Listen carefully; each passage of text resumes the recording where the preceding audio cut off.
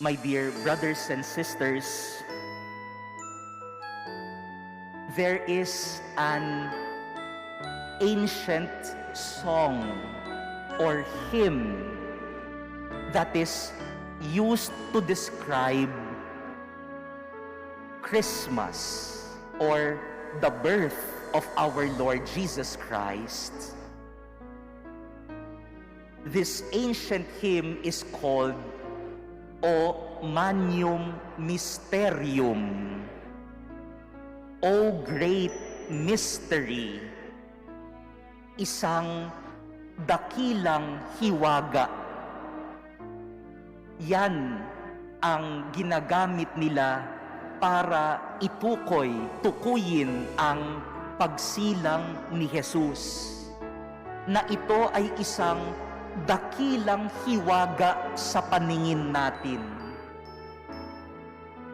The birth of our Lord Jesus is described as a magnum mysterium, a great mystery in our eyes.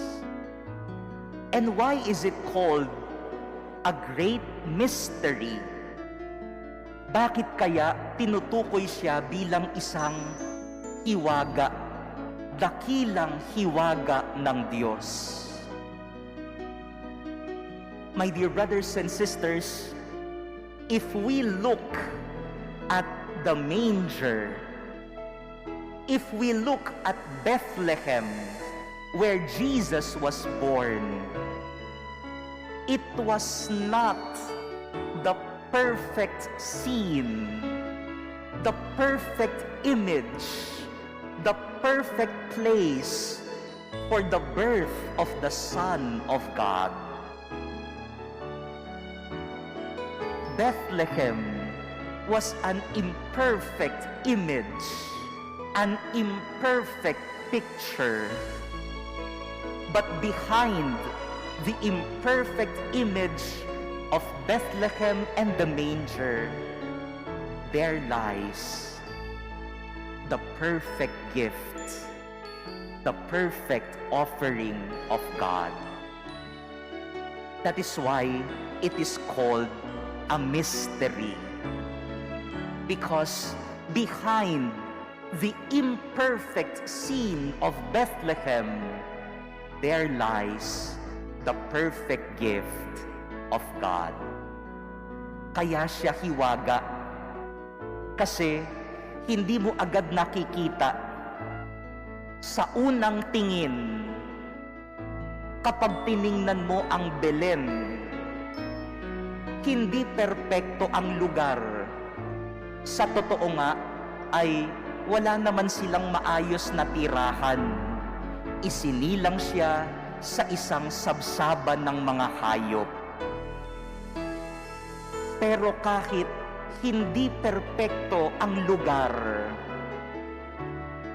nakita pa rin ng mga tao ang hiwaga ng Diyos. Ganyan ang tunay na hiwaga. Behind the imperfection, you can see God's image, God's perfection. That is why in our gospel reading today from the Gospel according to John, the prologue of John, we can see the beautiful description of Jesus as the Word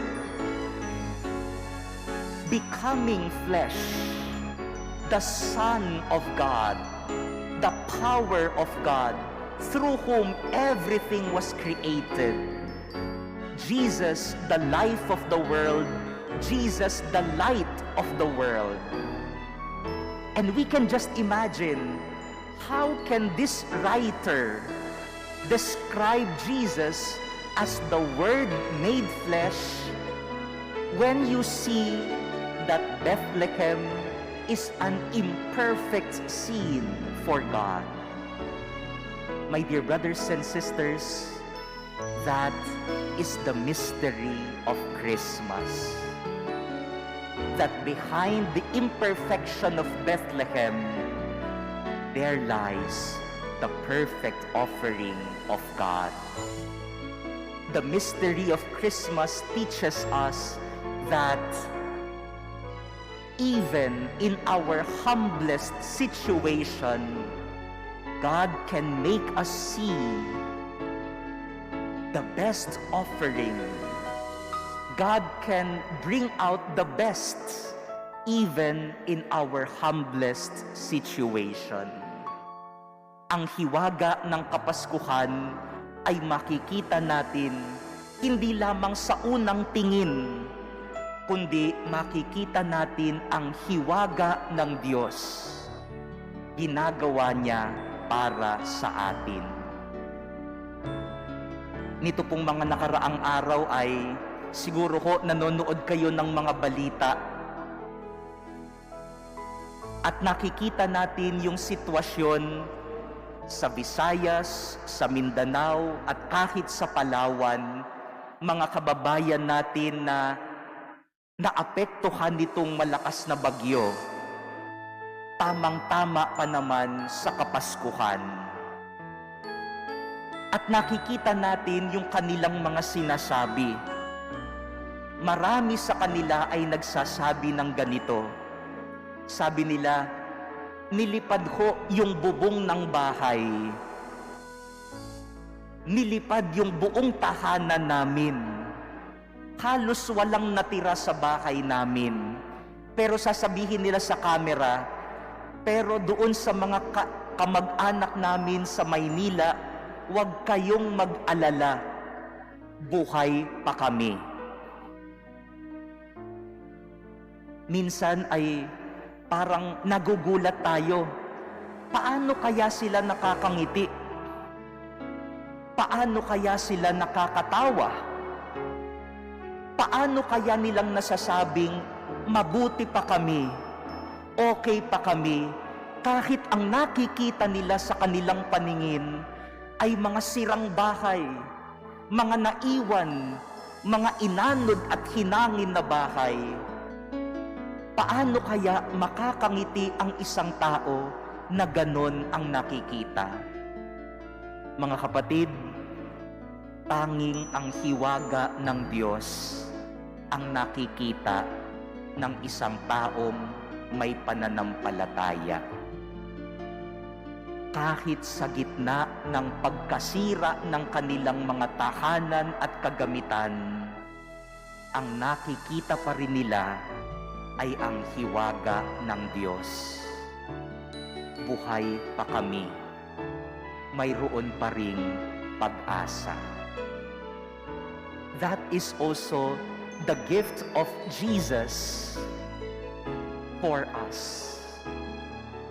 In our second reading today from the letter to the Hebrews, the letter tells us that God was invisible. But when Jesus came to this world, God became visible. Jesus was the image, the very imprint of the being of God. And we saw in Jesus the refulgence of His glory. In Jesus, the invisible became visible. And when we see the visible, we are led to those that are invisible. Noong nakita natin si Jesus, nakikita natin ang Ama. Kapag nakita natin si Jesus, nakikita natin ang pag-ibig. Kapag nakita natin si Jesus, nakikita natin ang pag-asa. For the past days, we have been having a special collection for the victims of the recent typhoon. And for the past just 2 or 3 days, we were very surprised to have collected. Now we are nearing 4.5 million pesos.